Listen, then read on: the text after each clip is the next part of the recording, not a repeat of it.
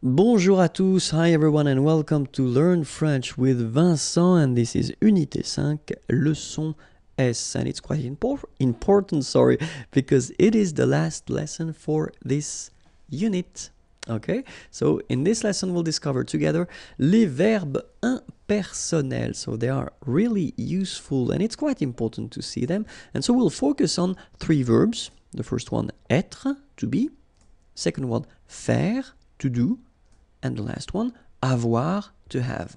Okay, and so the important thing with this concept or this idea, les verbes impersonnels, is that, well, you will see in the examples, they are not connected to a person, and that's the main concept. So even if in French we use this il, so the pronom personnel il, okay, technically if you want to translate that directly in English, it would be translated by it, okay, but then in French we use this il instead of it, okay.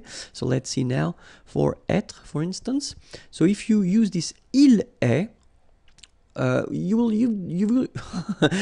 use this structure if you want to talk about the time, okay. For instance, we've got the first example here. Il est tard, tard is late, okay. So il est tard, it is late. Il est tard, okay. So even if we use this il, so it doesn't have the concept of he as normally we have, okay. It's really this impersonal form, okay. And then il est tôt, it is early, okay. Same thing, that's the reason why we use this il form when we put when we give the time, okay. Il est 12 heures, or then il est midi, 12 hours, okay. And then this midi, it's noon, okay. So il est 12 heures, il est midi. All right. Second example is faire, and then it's really useful to use this faire. So il fait, if you want to talk about the weather, pour parler du temps, okay, pour parler du temps. So for instance, il fait chaud, okay, chaud, warm, hot, okay.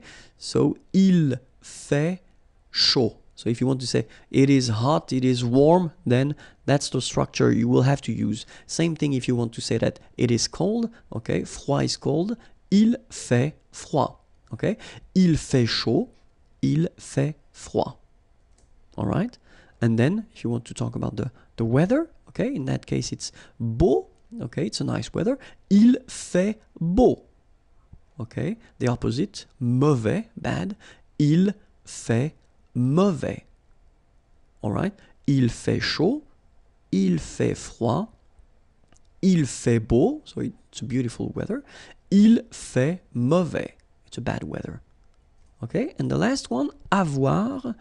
Avoir, so if you, well, we did introduce that a little bit earlier, but then this il y a structure is quite useful because you can, well, situer dans l'espace, parler du temps, parler de l'heure. So if you want to locate into space, say where things are, or then parler du temps, talk about the weather, or then parler de l'heure, talk about the time. So that's the structure you will have to use, this il y a, il y a. Okay, so let's see one example. Il y a un parc ici. Okay, so there is un parc ici, here. Il y a des nuages, clouds. Il y a des nuages. So even if we've got this il y a, okay, remember that it can be for the singular, or then it can be for the plural as well. So this a won't change. Il y a des nuages. Il y a du soleil, sun. Il y a du soleil. So there is sun. Il y a de la neige. Snow. Il y a de la neige. Okay? And then, if you want to talk about the time or a period, il y a 15 ans. So in that case, it's quite interesting because when we use this il y a 15 ans, technically it's 15 years ago. So this il y a will mean ago. Il y a 15 ans, j'ai voyagé en Chine. Okay, voyager is to travel. You've got the passé composé form here. En Chine, in China. Il y a 15 ans, j'ai voyagé en Chine. So let's see them one more time. Il y a un parc ici. Il y a des nuages. Il y a du soleil.